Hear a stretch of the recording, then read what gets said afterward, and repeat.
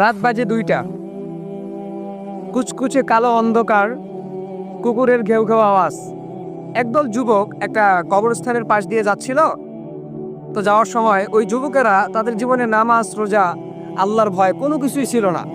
তারা শুধু মোবাইলের মধ্যে নাচ, গান, এরপর আপনার টিকটক, মেয়েদের ছবি, হারাম অশ্লীল কাজের মধ্যে তারা লিপ্ত থাকতো।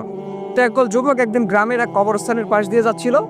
হঠাৎ করে তাদের মাথায় একটা কুবুদ্ধি আসলো আর কি, যে আমরা আজকে কবরস্থানের মধ্যে ঢুকবো, ভিতরে ঢুকবো, দেখি সেখানে কি হয়। তো সবাই মিলে যখন ঢুকলো, কবরস্থানের মধ্যে কিন্তু একটু ভয়ঙ্কর লাগে আর কি, ভয় লাগে আর কি। সবাই বের হয়ে চলে গেল, সাহস করে একজন যুবক ভিতরে ঢুকলো।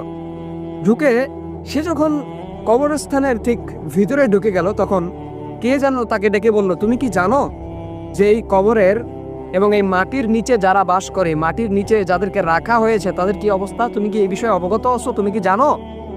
যুবক ভয় খেয়ে গেল। সে চারিদিকে ছোটাছুটি করতে লাগলো, চারিদিকে দেখতে লাগলো যে আওয়াজটা কে দিয়েছে। সে বুঝতে পারলো যে আওয়াজটা গায়েবীভাবে আসছে।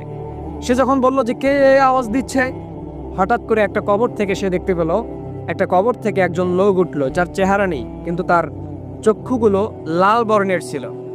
সে এসে বলল যে আমি সেই আত্মা, যে আত্মা আমি দুনিয়ার মধ্যে থাকতে অশ্লীল কাজের মধ্যে লিপ্ত ছিলাম, হারামের মধ্যে লিপ্ত ছিলাম, সবসময় হেডফোন কানের মধ্যে দিয়ে ঘুরতাম, গান বাজনা শুনতাম, কনসার্টের মধ্যে যেতাম, আমি নাচ গানের মধ্যে লিপ্ত থাকতাম, মেয়েদের হারাম ছবি নিয়ে পড়ে থাকতাম।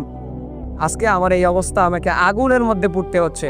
তুমি যদি এই অবস্থায় থেকে থাকো, তাহলে তুমি তোমার রবের দিকে এখনই ফিরে যাও, এখনই তুমি তওবা করো, নয়তো আমার মতো তোমাকেও আগুনের মধ্যে পড়তে হবে।